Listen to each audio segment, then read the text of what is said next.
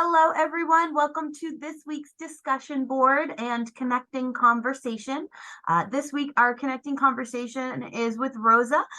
Rosa works at Workers Credit Union, but also does a lot of fundraising both through her job and personally for Relay for Life. So today we're going to talk about her experience specific to fundraising. So Rosa, can you tell me a little bit about how you initially began fundraising as part of your work?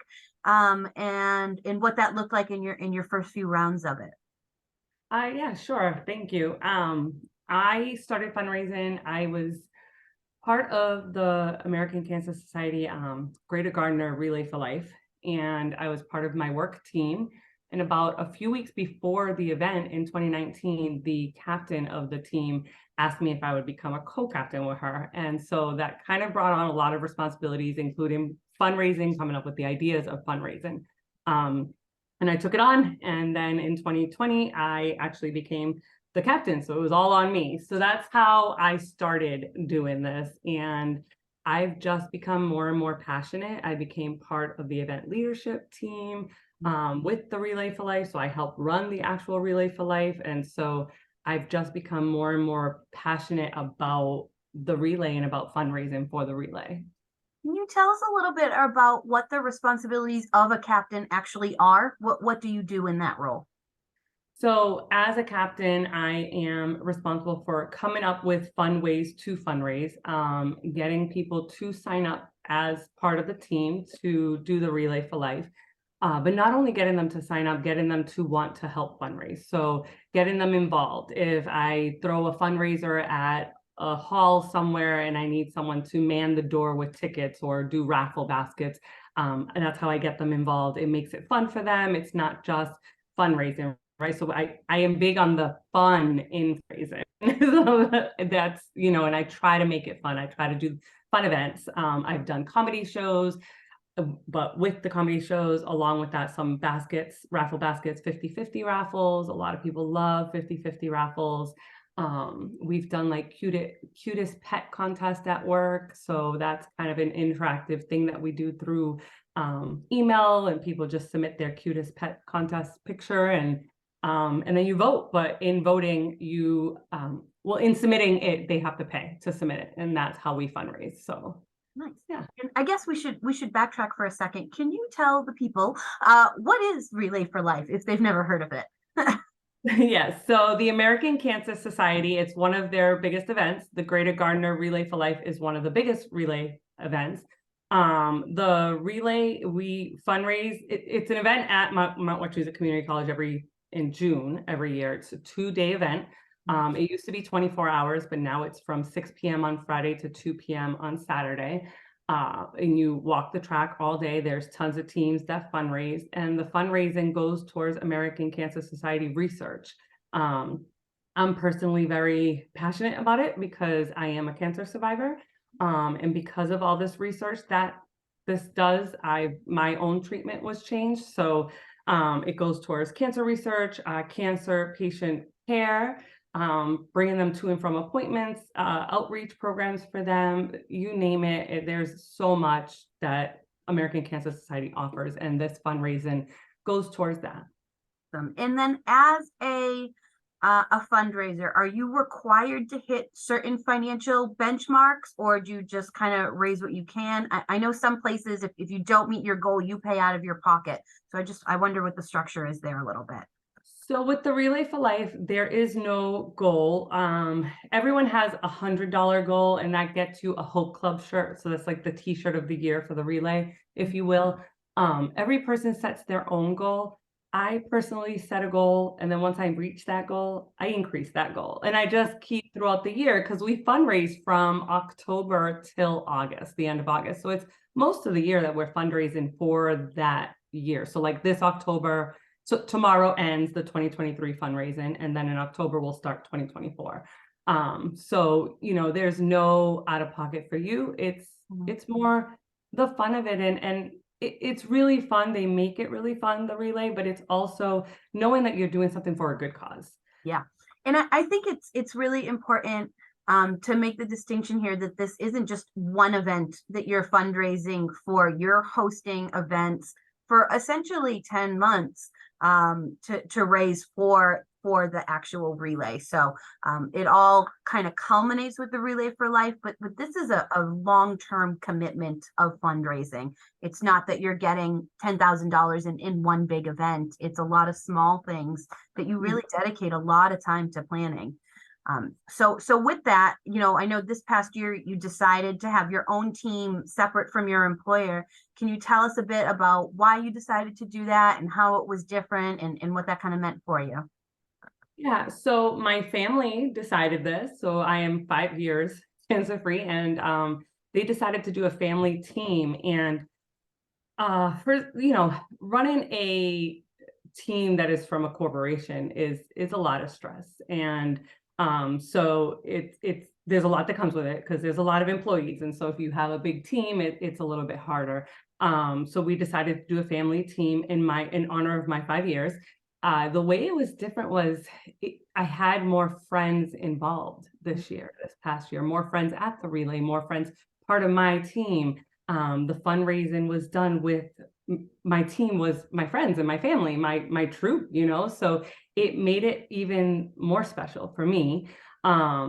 It was a little less stressful because it wasn't a corporation type. I wasn't representing a corporation.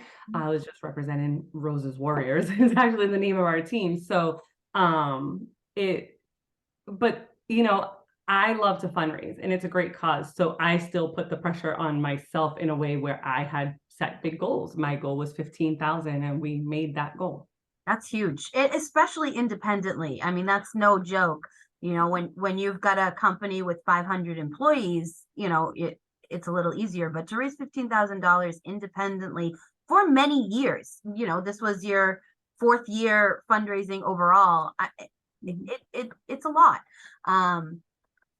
So we talked about, this is many fundraisers throughout the year, not just, the month or so leading up to the event. Can you tell me over the past few years and, to include things you had to do in COVID versus now, what are some of the most successful or well-attended fundraisers you've thrown and why do you think they've turned out so well? So you mentioned COVID, and that's a great start to one of my most popular fundraisers, which is a wine raiser. It's One Hope. I do it twice a year in the spring and in the fall. One Hope is a company that donates proceeds of the party. It's like one of those in-home or online party sales, and they donate a proceed of it to a charity of your choice. My friends love wine. So what easier way than to get my friends together or to do it like during COVID, we did it through Zoom. You would buy your sample packs. It was mailed to everyone and we did it through Zoom. And then all the orders were done online. So that is the most successful one because a lot of my friends and family love wine. They look for it every year, right? So they love this wine. It's Napa Valley award-winning wine. So they love the wine. They look for it every year. They buy it as gifts.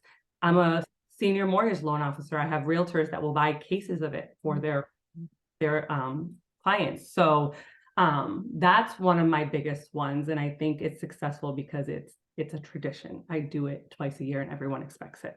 Yeah.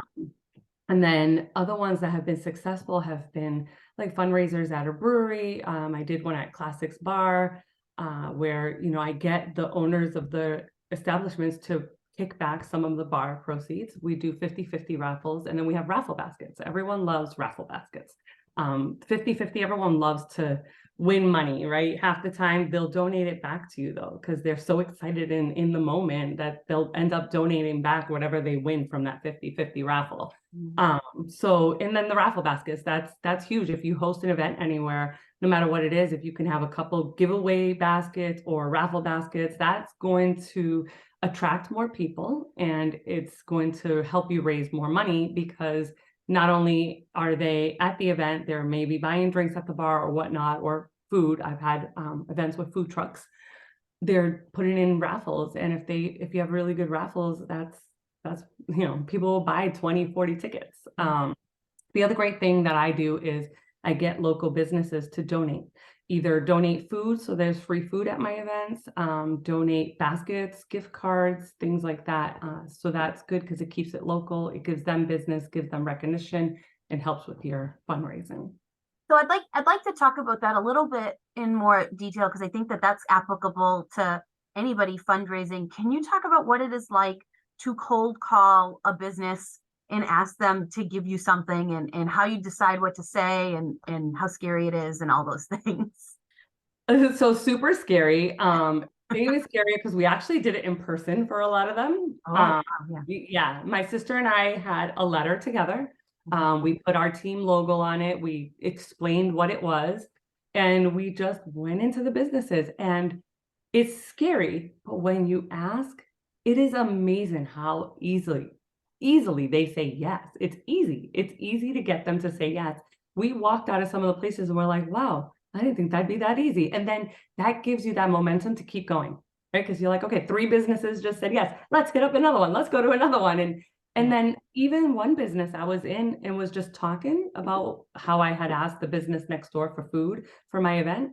She offered gift cards for 3 of her businesses. She has 3 businesses, and she gave us three gift cards as raffle basket items. So, sometimes it's hard to ask, or it's scary, right? Not hard. It's not hard to ask. I'm going to say more, it's scary. Some people just are scared to ask. Mhm. The worst thing that someone can say to you is no, or or give another alternative.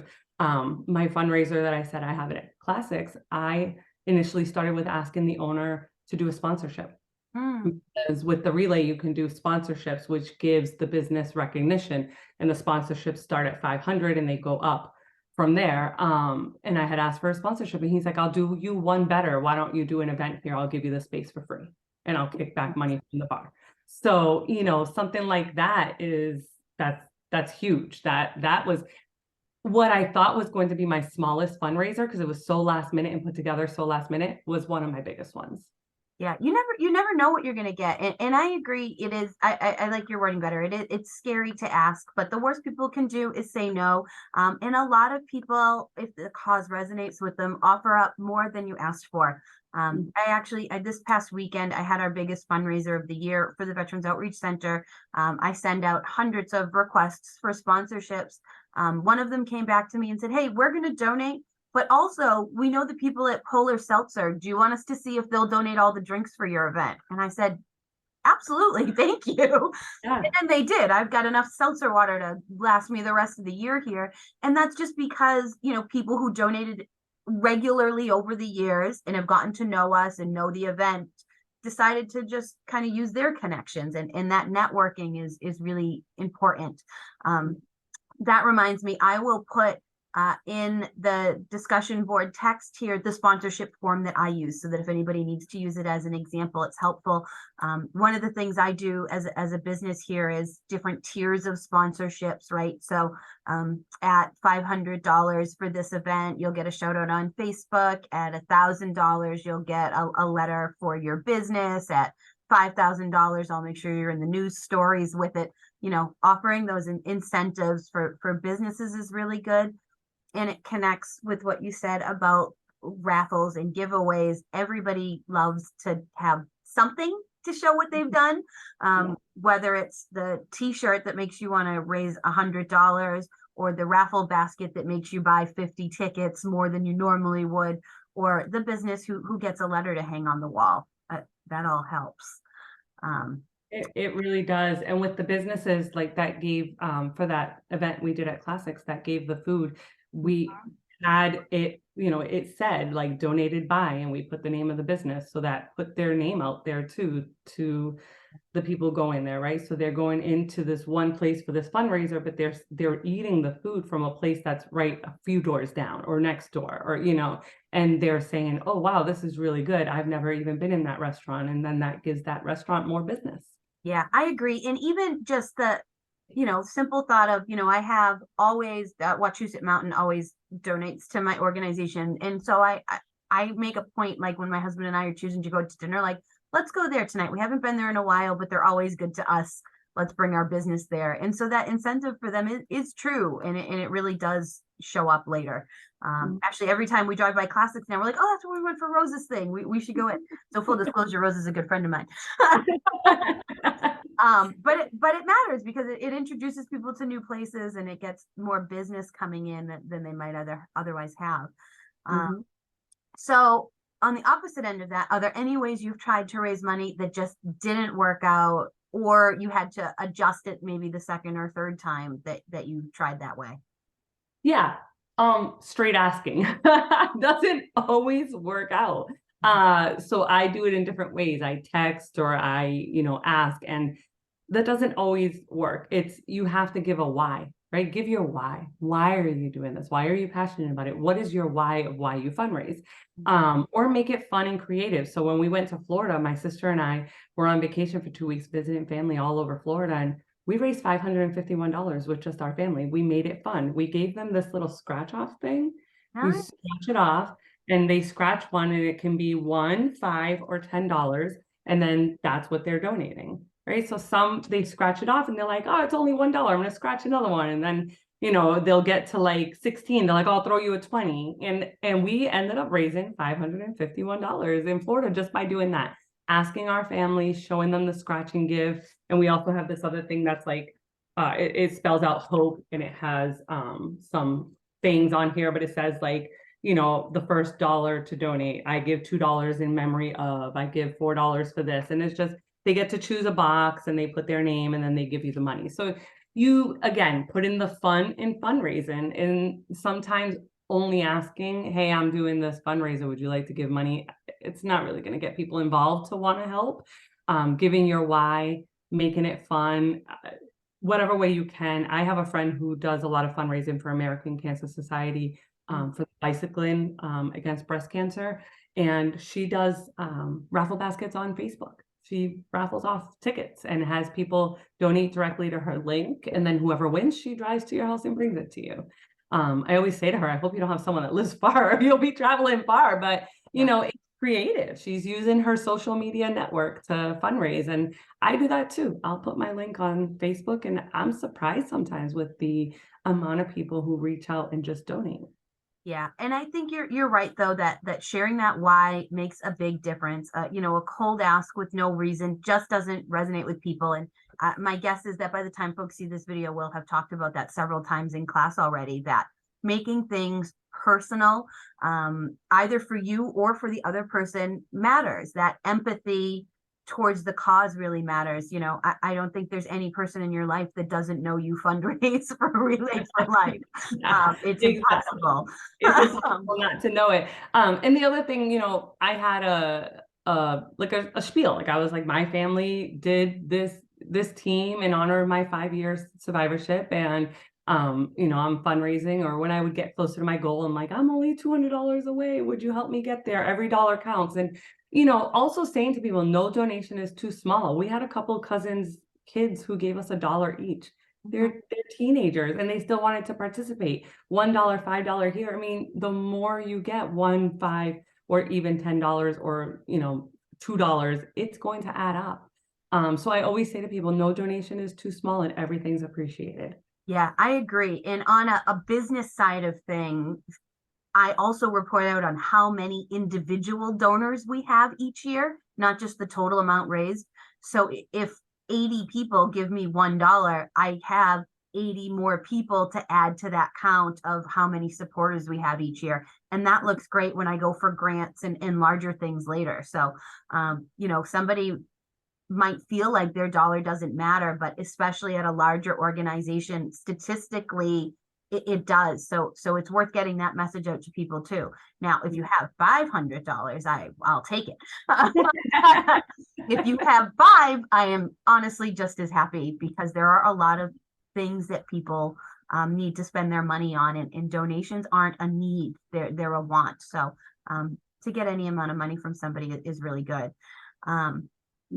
So you like I said, you've been doing this for about 4 years now. How did you overcome that initial fear of asking? And is there anything beyond sharing your why that you think makes people more willing to help? I overcame the fear by just honestly not caring, not really caring what anyone thinks. And just, I know that I'm doing it for a good cause. I know that I directly have been in a good way affected by the research and the funds that are raised by American Cancer Society.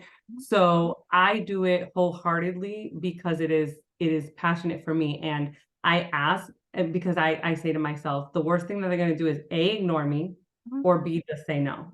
Mhm. Or C, some just ignore, they don't say no, they ignore, but they donate. And then I secretly see their donation come through. So, you just have to ask. You're never going to know unless you ask. Yeah, I agree. It is just, you just have to ask. And it Mhm. just, by the couple times you've asked, you get more used to it, and you lose that fear of, what if they say no? Because what if they say no? You say, all right, well, thanks for considering it. If things change, that's fine too. And I think it's important that people know that. I also think, one of the reasons you're so successful is because you're so genuine with it, because people are going to see through it immediately if you don't mean it. Mhm. And now that things are back in person, especially, it's a lot easier to see that you mean it. So as you have about a month of downtime before you start fundraising again, is there anything new you're planning for next year, or any lessons learned from the first year on your own independent team? Lessons learned is a good lesson that we can raise a lot of money. We surprise ourselves with how much we raise. I am thinking of, at a networking event, I met a motivational coach slash comedian, and I'm thinking of doing something uh, in a broader thing like that. Not just because I have a friend who's a comedian. I've done comedy shows, but I'm thinking of doing like something, maybe contacting Mount Wachusett and seeing if we can get a room, or at Fitchburg State, and do have an auditorium and have like a motivational speaker type of event, maybe with a comedian also, but I'm thinking of doing something bigger like that. But we shall see. I definitely, I keep track of everything, and all the fundraisers we did this year were all great. Even if they only raised $100, it's $100 more. Yeah. So Can you tell me, and this will probably be my last question because we're coming up on 30 minutes. If you had to think about your 10 months of fundraising to get to $15,000, as a guess, about how many hours do you think you put into that between planning and attending events? oh, Ton, right? yeah, probably like over 100 hours. Yeah. It's a lot. It's because, I'm part of the event leadership team, so I go to those meetings once a month. We hold our own events. Then my meetings with my team, and then just hosting the events that sometimes are 5-6 hour long events. If I do, the ones at the classics or the ones at the breweries, those are longer events. So yeah, Long ones. Well, it's I funny. It's actually funny because I wanted to come up with how many hours I actually put in. Mhm. See, now you're gonna have to do the math. I am. But I asked that on purpose because I think it's important to highlight, one, this is part of why you need to be genuinely interested in what you're fundraising, because it's going to take a lot of your time. And two, you should plan events that you want to go to, because you're going to spend a lot of time at them. And also, if you don't want to be there, why would somebody else want to be there? Right? Yeah. Yeah, and that brings me to a point I wanted to bring up, was you need to know your audience, right? So if you're fundraising, I have friends who would prefer to give me $100-$200, but then I have friends who prefer to buy wine or buy clothing at one of the, like I do LuLaRoe fundraisers. They prefer to do that than to give me cash, right? Because they're getting something out of it, and then some of it's going towards my relay. So you have to know your audience. You have to know invite everyone to everything, but if someone doesn't want to go to your fundraiser, don't get discouraged. Maybe they'll give a donation instead. Yeah, So absolutely. vice versa. And I think you're right that, inviting everybody to everything, one of the things that I always tell people when I'm networking and fundraising is, I would rather invite everybody to the table for these kinds of things, because none of us can solve any of the problems we're trying to solve by ourselves. And if my table gets full, I will build a bigger table, right? There is room for us all to try and do good work, and we have to do it together. Yeah. And that's, yeah. And I've had people who tell me, oh, I would have gone to your paint night. You should have told me. And I'm like, oh, I didn't know, but you could still donate. Out of that, saying that to 3 people at a networking event that I was at, Mhm. they each gave $250. Wow. So, you know, it's one of those things. Like, yeah, they would have gone to the paint night. I would have gotten like $14 Yeah. versus I got $250 from each of them. So you just talk about it. Talk about why you do it. Ask. You just have to ask. Awesome. Go for it. That was about all I had for you. Any last minute thoughts, comments, things you think people should know? No, I think that last one was it. Just That go was for good. it. Awesome. Well, thank you so much, Rosa. Thank And you. for students, you know, you've got your questions to answer. And as always, if there's anything we spoke on that you'd like more info on, leave it in the comments, and I'll be sure to send links or more details to anything you might have questions on. Thank you.